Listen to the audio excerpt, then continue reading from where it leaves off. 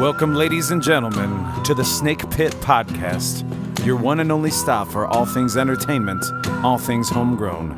Coming to you out of Toledo, Ohio, I'm your host, Jake Pilewski. You can follow us at jakepilewski.com. That's Pilewski. The Snake Pit. Ladies and gentlemen, this time I am joined by somebody dear to me, and she just finished her first complete novel. Give it up for Amanda Milliken. Amanda, how's it going? Thanks for having me. You're welcome. People got to hear your voice a little bit back at Acoustics for Autism when you co-hosted our broadcast from that event, which was quite the setup. But now you've finished your first full novel. It's been years in the making, for one I'm told, by you. And look forward to delving into that a little bit. Do we have a name for the book? We do not. All right. Well, do we have a projected release date? We do not. No, in all honesty, it's been such a labor of love trying to get it written and into a stage that I'm comfortable sharing it with other people. And now I'm just sort of shopping around some options on if I'm going to self-publish, if I'm going to submit it to a smaller publishing company to see if anybody has interest in publishing me. So it's a process. I don't know. I'm not a musician where my end game is, look at this CD that I just made, like, listen to it. Here's my thing. That's not what this is. So I want to make sure that I do it right and I stay true to myself because I didn't write it for other people. I wrote it for myself. Yeah, just kind of like a feather in the cap kind of thing. Kind of. Yeah. Just kind to be of. able to Something... say, I did this, I created this, and you enjoy reading so much, so... I wanted to write something that I would love to read. Yeah. And, I mean, I read a crazy amount. I lost track of how many books I've read. I tried to keep up and journal and do the little tick marks every time I read a book, and then I lost it for a few weeks, and I think I was up to 15 books by the middle of February. And now it's, almost June. So Well, you have not too different of a process, though, than a lot of musicians when it comes to recording an album. Sometimes it takes a year to 2 years. Sometimes it only takes 3 months. Sometimes it only takes 4 days. I mean, you never know. And as it settles, things kind of evolve in your head a little bit more over time, too, and marinate a little bit so your ideas kind of develop further. Well, yeah, I mean, this has been marinating for longer than you've been around. So... You far mean longer. Longer than I've been involved in your life? Or that involved I've been in my period? life. Not even a long period. I'm not that old. Dick. Well, I'm going to give you the same treatment I give a lot of people that come on here. We do a first five. Would you prefer that I give you a first five, music-oriented? Would you like me to mix it with literature, or do we want to do it complete literature? Why don't you mix it up? Yeah, okay. Just ask me questions. Yeah. So, well, as you know, music affects definitely a writer in any aspect, and knowing you, that's a lot of times what brings people together anyway. So, if we were to say, what was your first full album, your full LP that you ever either purchased or asked for as a gift to completely delve into? What was your first album? Every time I've heard you ask this to somebody else, I try to remember, and I honestly have no idea what my first album was.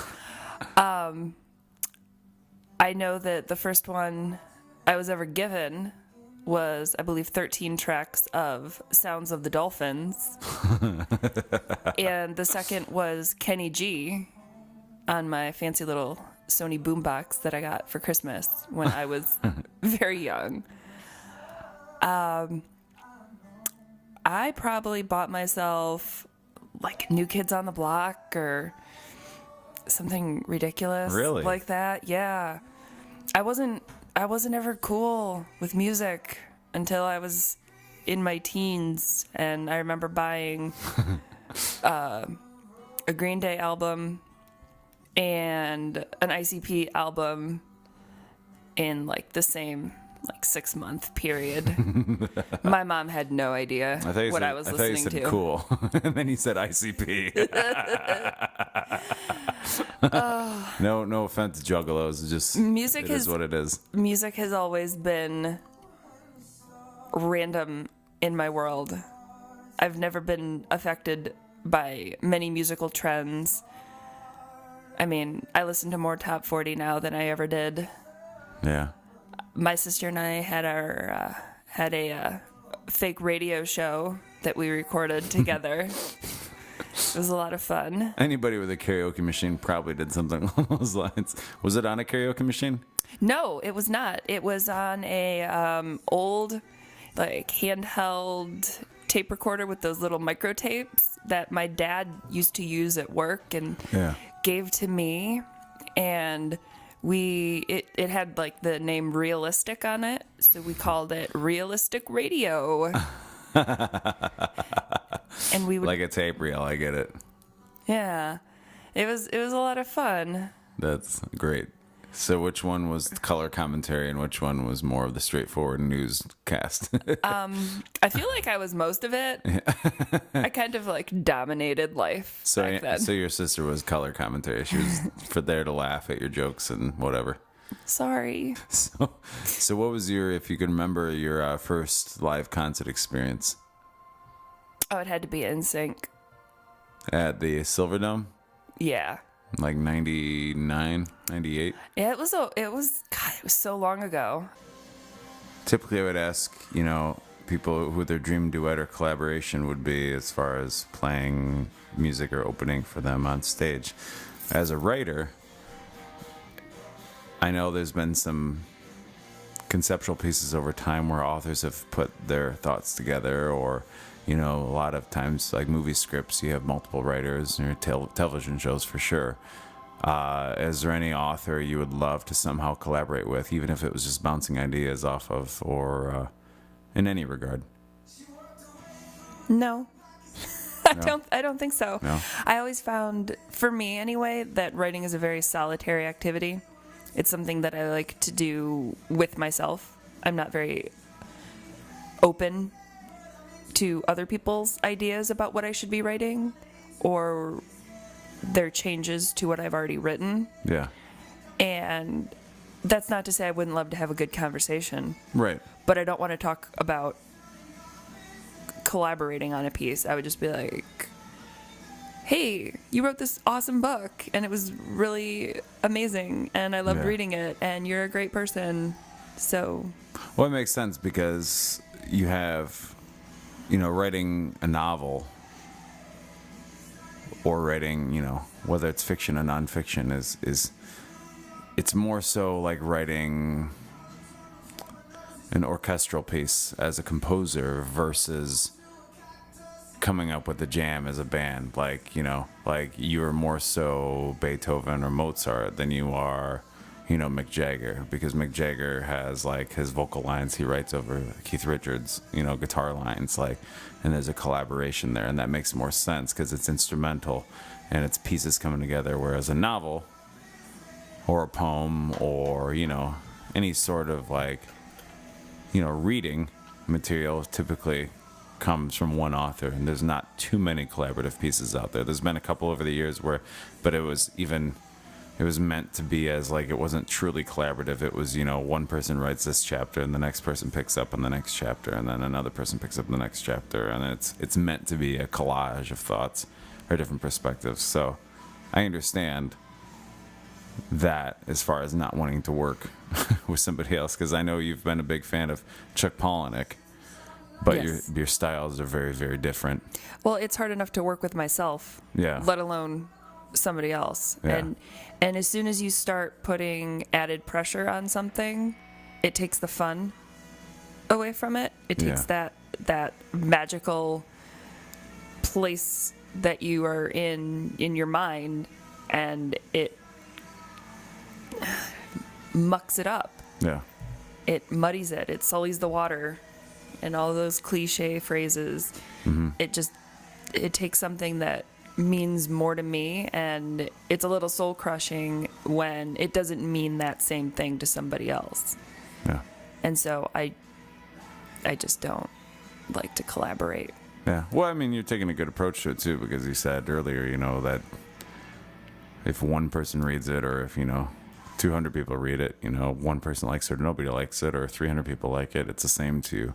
Obviously it feels good if a lot of people write it, but that's not why you've written it. I mean, you wrote it for yourself, to enjoy the fact that you wrote something you're going to want to read yourself. Yeah. And have you had any kind of humbling experience as a writer over the years? I know, I mean, it's tough to say since you haven't. That's just like when I had Michael Palmer on, who's a fine artist. I mean, he paints predominantly, and so it's not like he's regularly doing things like, he's not regularly putting on an art show like I can so easily as a musician and go play cover songs in a bar and make some money. Like, you can't do that in certain art forms. So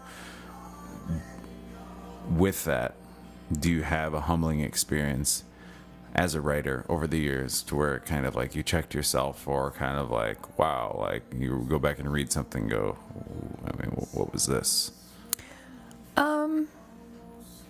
See, it's really hard because, again, I've not shared a lot of my writing, and looking back on it, I don't know that I could really be humbled in any capacity by myself. I guess it was kind of humbling when I finally finished and I wrote the word end and threw a period down, and I just sort of had this moment where I was just like, wow, like I literally just finished writing a book. Like, that's a huge thing. Yes, it is. I just sat in our living room with the computer on my lap, and I started crying because that was like a big thing for me. That was like a big thing. It's huge. So that's, I mean, along the lines of being humbled by the just awesomeness of having completed something that I never set out to be more than one page. It's got to feel amazing. I mean, it does. It's because I mean, especially when you haven't put yourself in a time crunch. You're not trying to like hurry it on up before you pass your prime, because that's the difference between, music and, authors, for instance, because with music, it's like, it's become such a commercial thing, when you really want to try to make some good money, like they try to sell the image and the style more than the music almost now. Whereas an author, I mean, you don't even have to put your face on it. You don't even have to put your real name on it. I mean, and I won't be doing either of those things. Right? I mean, that's truly an advantage. And obviously the disadvantage is not like you can just go write for people live in a bar for 3 hours, every week to make some money. I couldn't imagine. Well, I mean, like how do you even fathom that concept? So, so what pushes your buttons as a writer, or even a reader, since you're an avid reader as well? Bad grammar. Yeah. Typos. I can't stand when people use words incorrectly. Whether it's, written down or just verbally. Right. When people try to sound smarter, I don't like. And they sound less intelligent while trying to sound smart. Yes. I don't like when there's a lot of unclear dialogue. And I also don't like the he said, she said, they said. Yeah. So you prefer more of almost like a screenplay style when it comes to dialogue then in a book, where it's not so, very much like he said this and then she said this and then he said this kind of thing? I just prefer it to come across as being organic, like an organic conversation. I have no trouble listening to you tell a story and you're two different people because it was a conversation that you had with someone at work. Mm-hmm. It's not hard to understand that. because there's context clues that fill you in.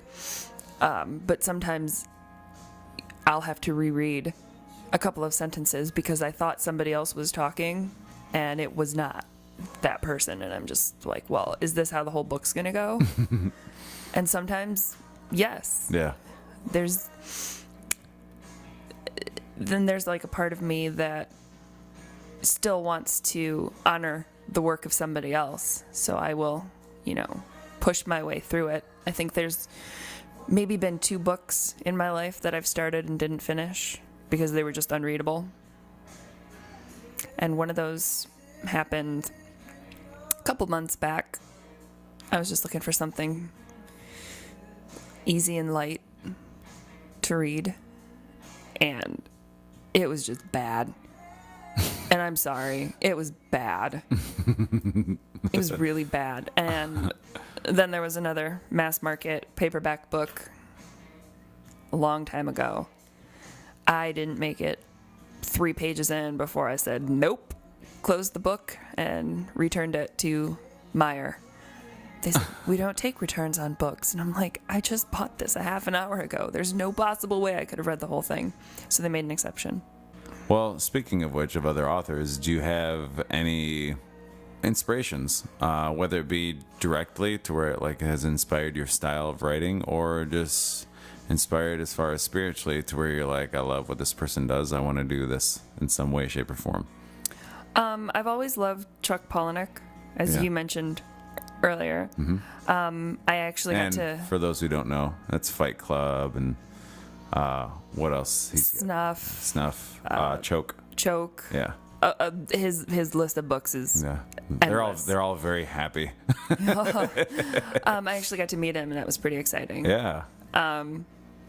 Other books, other authors that mean something. I'm currently scrolling through my Kindle history. Yeah, I mean, I could make sure to pull some actual people.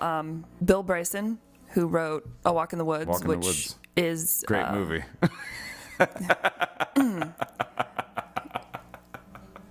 There's another pet peeve. Great book. I devour everything that man writes, and I think everybody should. What else did he write? Oh my gosh, he was A Walk in the Woods. He did. I can't think of titles off the top of my head, except for there's this one that sticks out in my mind. It's about 3 inches thick, and it's called A Short History of Nearly Everything. Yeah, that's right. Yeah. Which is literally a short history on nearly everything. I didn't know what I was getting into. It's like the Cliff Notes of an encyclopedia. Kind of. He touched on astronomy and philosophy. Wow. And travel and just everything. And nothing was like a cohesive unit. Each chapter was like a different lesson in school. It was almost like I was reading a school textbook. That's fun. And it was great. And it's been a while, and I would love to, sit down and read that again. And he makes me want to travel and write about traveling, because that's a lot of what he does. He goes to England. He's, I think, Australia. Yeah. Just all over. He wrote a novel called At Home, A Short History of Private Life, where he basically took different areas of life where there was, commerce, technology, geography that shaped homes into what they are today. And he related this by saying something about the room that he was sitting in at home, and sort of spun this whole seemingly unconnected story about it. And he just takes a really interesting approach to writing. Also love Jonathan Kellerman and his son Jesse Kellerman. What have they written? Well, what I read from Jonathan Kellerman is he has a whole series of psychologist and detective books. Okay. So they're just little mysteries. Yeah. And I enjoy that. Nice. And Jesse does the same. Yeah. He just doesn't have the recurring characters. It's like watching the CSI or, any of those episodic television shows. So it's less serial and more episodic. Yes. Not as much connectivity. No, there's, your recurring cast of characters. with just new stories, new mysteries to solve. Well, you've even mentioned before, too, and I know you enjoy the show, but you've mentioned before that you love the work of Anthony Bourdain. I do. I was going to talk about him. I think he's wonderful. I think everything that he does is fantastic. He's got a great speaking voice. He's got a great way of putting words together, whether orally or, on pages of his books. He's awesome. I can only hope to be half as awesome. Yeah, like what are the odds that you'd be this amazing chef and also know how to write really well and also know how to speak your writing very well? Like those are like three like huge things that he does and so well. And he does it all. It's crazy. and he was, so rebellious, and an addict. And I mean, he's been through the trenches in one way or another. Yes. And I think that kind of comes out in his character too. I mean, he's very unapologetic, which I think is very admirable. And it keeps it super interesting. Yeah. You just want to know more about him. Yeah. And that's intriguing. Fantastic. He's like the smartest guy in the room without him having to tell you that he's the smartest guy in the room. Like you just know, and there's a respect there, but he's also very humble. I agree. He'd definitely be a good guy to get, like, have a night out on the town with. Yes. Oh, that would be a lot of trouble. That would be a dream. Dream. So how long have you been writing creatively? Probably since I could write. I can form letters. So that early? Yeah. Oh, absolutely. I think my mom just found a short story that I wrote. I think it was called like The Slasher or something. Was it a horror? Yeah. Of course. Because, I mean, what? No. I hate scary things, but apparently for a brief moment of my young life, I did not. Yeah. But I remember like going to like take your daughter to work day at my dad's office and office supplies everywhere and computers and being at my grandparents' old house in New York and using a typewriter. Yeah. But yeah, I've been keeping journals and diaries and writing since forever. Yeah. I've got words written down everywhere. Is it tough then, as it's been predominantly private, even to this point where the approach you're taking to it is a very private approach. You're going to publish it under a pseudonym, and you still don't have a title for the work. And so do you feel like it's I don't know, is it nerve-wracking? Is it do you feel like you're taking a huge plunge, like a big huge like leap by putting your work out there? I do. After all these years of not. It's so scary. Yeah. Not because like I'm afraid of what people will think, but I'm afraid of what people will think. Yeah. It's a scary thing because I mean I would share some things with English teachers over the year and little bits with ex-boyfriends and you and not so much my family. I don't think I've had blogs on the World Wide Web for a really long time. I don't mind sharing with strangers because there's that veil in front of you, like you don't know who I am, right? And I like that because I also don't really care for criticism, and then again I don't care if you like it or not. Yeah, it's one of those.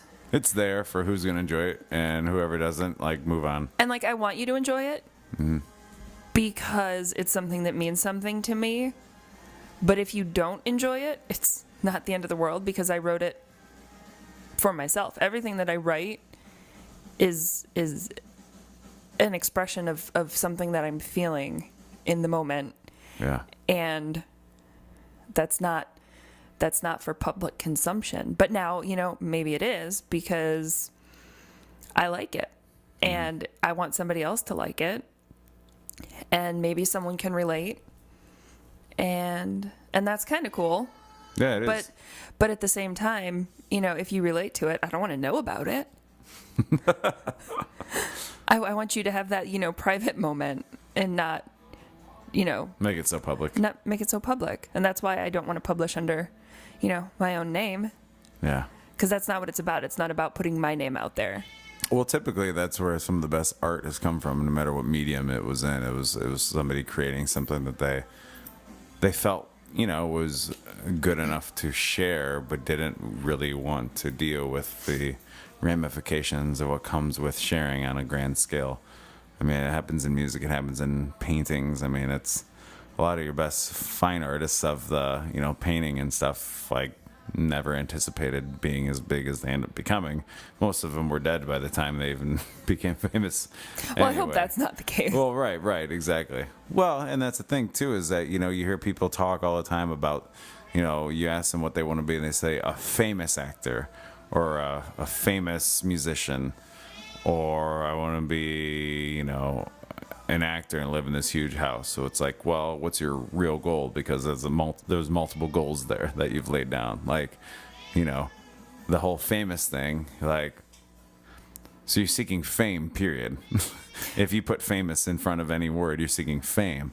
And a lot of times that can diminish the quality of the work. A lot of times. Oh, absolutely. Because then that becomes, it's the reason that, you can put a song out there with some funky dance and some ridiculous, video with it on YouTube, and it goes viral. Well, now you're famous, but you're never going to be able to make an actual serious song where people take you seriously because you went strictly for fame first. And most of the famous and greats of any genre, typically, or any medium, typically, they did it out of their heart and they did it for themselves. And it just happened that a bunch of people enjoyed it. And it's more organic, like you said. And that's all I could hope for. Yeah. Well, so we don't have a name for the book? No, it's got a working title, which is just the story of her life. And this is fictional? Yes. Okay. And can we give listeners a hint of a synopsis? So basically, it started as I said before, as just like a one-page short story about just a glimpse into my life at the time. So literally my life, not a fictionalized account of my life. And I was in a crummy relationship. And again, this was well before you. And obviously. And there was just one day that I was sitting there and I was like, why am I still doing this? Like, what would happen if I just got up and left? But, that takes huge balls to actually pull off in the real world, severing ties so completely. But it doesn't take balls of any kind to do it on paper. So it's, it's not me, but it is me. It's a better version of myself that takes off, leaves behind a non-existent family, because, I have a great, wonderful family. And so I gave the character, a troubled background, and she just takes off in search of a better life. And it was fun. It was an escape for me. So hopefully it can be an escape for somebody else. It's almost like a hypothetical fantasy. Yeah. Like, it would have been so cool if this would have actually happened to me. Yeah. But it didn't. Right. But it kind of did. Because, now I'm sitting across the table from you. So, all of our decisions lead us somewhere. Right. Even our non-decisions. Exactly. Well, so, and you said as far as release date, I mean, it's still kind of up in the air because obviously you're not on a time crunch as you haven't been, and so you're not going to force it or rush it or anything. You think before the end of 2017 it'll be out? If I end up self-publishing, yeah, it'll be out before the end of 2017. If someone, bless their hearts, wants to publish it on my behalf, then chop it around. Yeah. Then the timeline is up to somebody else. But Nice. But it's more that I finished, And right. The hardest part's done. And in finishing, I also started book 2, so there's that. Right.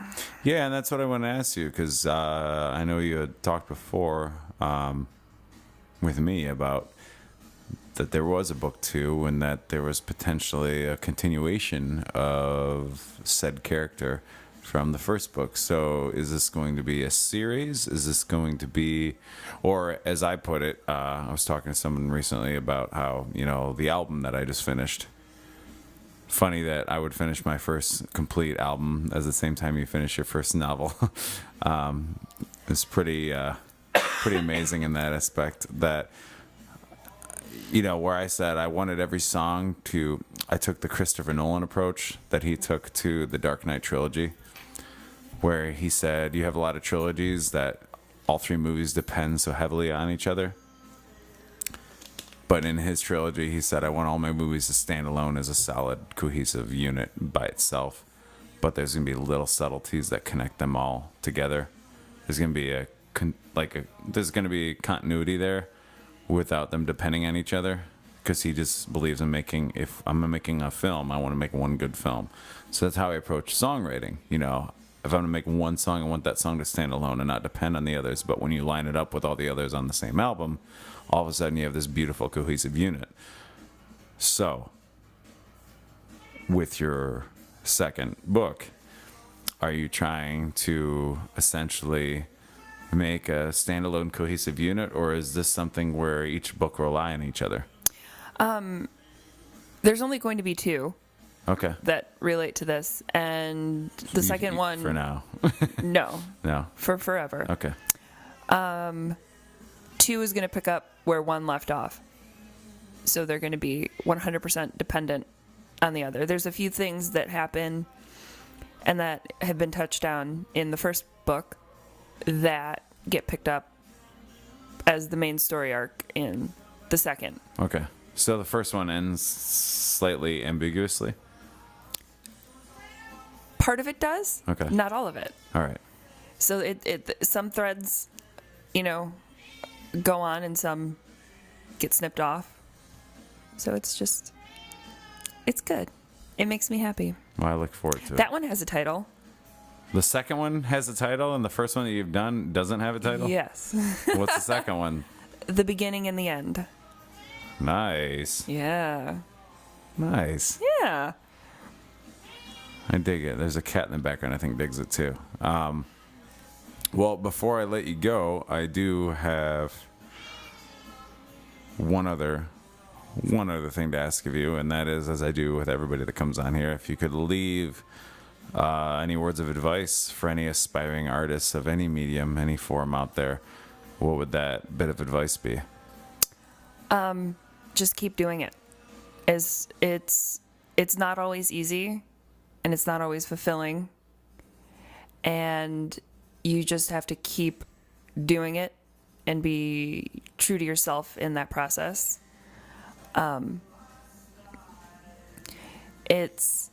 But it also can't be forced.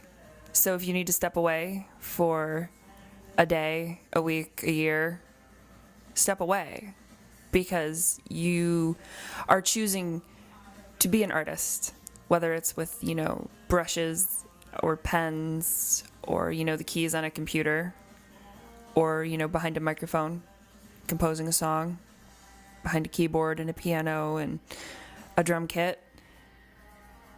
You should just enjoy it. It shouldn't become a burden. It shouldn't be a burden.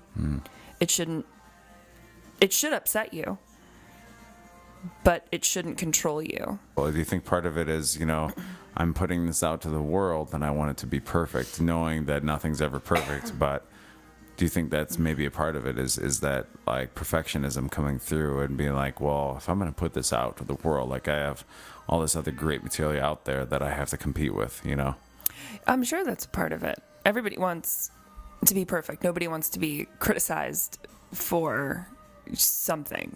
But it's inevitable that you will be, no matter what. But it's inevitable. It's going to happen. And as long as you're happy with the product, you have to just let go. Yeah. If you want other people to ever enjoy it, at some point you have to stop making revisions. You have to Yeah. stop trying to add different parts, and you just have to walk away. Yeah. Well, that's great advice. I mean, hands down. And it's very admirable that you finished the novel after all these years. And ladies and gentlemen, this is Amanda Milliken. She very, very talented, very smart, very well spoken, as you can hear. And I look forward to the book very much. I don't read enough. I read a lot of articles. I read a lot of nonfiction snippets of things that it might take me longer to get through it than expected, but I have a feeling that this will be the first book that I've legitimately sat down and read front to back, probably a couple times in years. So look forward to it. Stick around. Sometime in 2017, hopefully, as long as it's self-published. Otherwise, who knows? But there'll be updates on Facebook. Where can we find your blog? That's a good question. I think right now... So, Duh the Writer? I think it's duhthewriter.com. D-U-H, like duh. Thewriter.com. Check her out there, and stay tuned, because she'll have a lot of great stuff coming. And I'm glad to get her on before her last name changes to mine, because then it might come across more biased. So, thanks for being here, Amanda. Thanks for having me. You can follow us at jakepilewski.com. That's Pilewski. The Snake.